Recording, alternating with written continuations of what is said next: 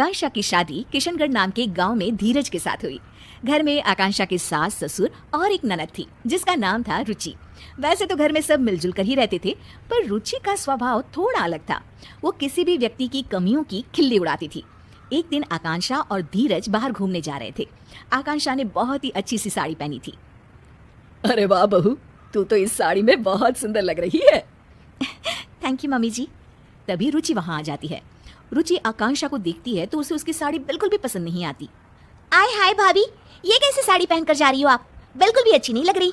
लाल साड़ी में एकदम टमाटर लग रही हो। आकांक्षा को रुचि की इस बात पर बहुत गुस्सा आता है।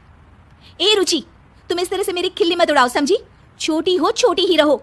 मैंने तो जो कहा सच ही कहा। जैसे कि ये जो झुमके पहने हैं ना, इतने भारी। ध्यान रखना भाभी, कहीं कान ही ना कट जाए। आकांक्षा ये बात सुनकर और भी गुस्सा हो जाती है। धीरज बात संभालने की कोशिश करता है। चलो आकांक्षा, फिल्म के लिए लेट हो रहा है। मुझे नहीं जाना कोई फिल्म देखने। आकांक्षा नाराज होकर अपने कमरे में चली जाती है। उसके जाने के बाद सब रुचि को डांटते हैं। रुचि, तुम्हें बिल्कुल भी तमीज नहीं है कि किससे क्या बात करनी चाहिए। बस हर किसी का मजाक उड़ाती रहती हो। मैंने क्या कहा भैया? मुझे तो सच में भाभी के कपड़ों पर हंसी आई। फिल्म देखने से ज्यादा लग रहा था जैसे किसी शादी में जा रही थी। रुचि हंसते हंसते अपने कमरे में चली जाती है। रुचि की इस आदत ने सबको बहुत परेशान कर रखा था। उसे हर किसी का मजाक बनाने की अब तो आदत सी हो गई थी। एक दिन आकांक्षा और उसकी सास टीवी पर अपना मनपसंद कार्यक्रम देख रहे थे। तभी वहाँ रुचि आ जाती है। क्या आप दोनों बेकार के सास बहू के सीरियल्स देखती रहती हो? कुछ समझदारी वाले भी सीरियल्स देख लिया करो ना। हमारी मर्जी है, हम कुछ भी देखें, तुम्हें उससे क्या?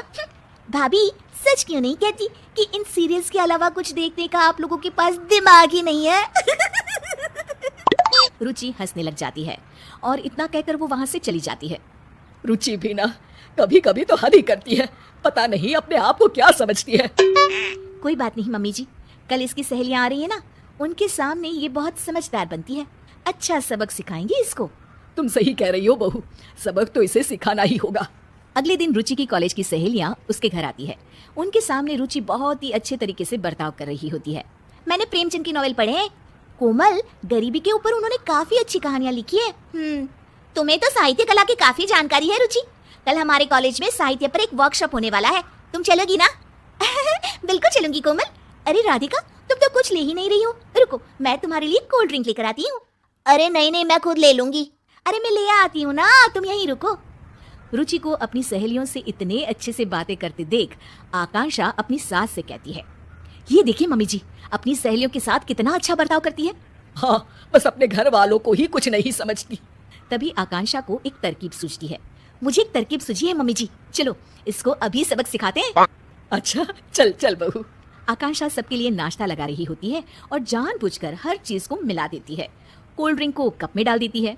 तभी वहाँ रुचि आती है और रुचि खाने का ऐसा इंतजाम देखकर गुस्सा हो जाती है। अरे भाभी, आप भी ना एकदम गवार की गवार हो। कोल्ड ड्रिंक कप पे कौन परोसता है? ओह, मैं अभी ठीक कर देती हूँ रुचि। और ये समोसे और चटनी एक साथ क्यों मिला दिया आपने? कितनी पढ़ाई की है आपने भाभी? रुचि की सहेलियां रुचि को ऐसे बातें करते देख दंग रह जाती है। अरे रुचि, ये क्या तरीका हुआ अपनी भाभी से बात करने का? रुचि अब आकांक्षा का मजाक उड़ाने लग जाती है। ये देखो, ये कोल्ड ड्रिंक चाय के कप में लेकर आई है। रुचि की सहेलियों को इस बात पर बिल्कुल हंसी नहीं आती। रुचि, हम तुम्हें बहुत अच्छी लड़की समझते थे, पर तुम ऐसी होगी हमने तो कभी सोचा भी नहीं था। हाँ, बातें तो इतनी ज्ञानों वाली करती है और अपने बड़ों से कैसे बात करती है, इसमें तो तमीज ही नहीं है।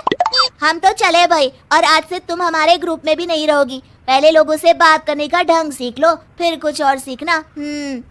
अरे आप लोग तो सीरियस हो गए। मैं तो मजाक ही कर रही थी। हर किसी का मजाक उड़ाना अच्छी बात नहीं है रुचि। रुचि के दोस्त बिना कुछ खाए पिए वहाँ से चले जाते हैं और रुचि को अपने बुरे बर्ताव का परिणाम आज भुगतना पड़ता है। आकांक्षा और उसकी सास एक दूसरे की तरफ देखकर मुस्कुराते हैं और खुश हो जाते हैं। उस घटना के बाद रुचि सबसे अच्छे से पेश आती थी और उसने सबका मजाक उड़ाना भी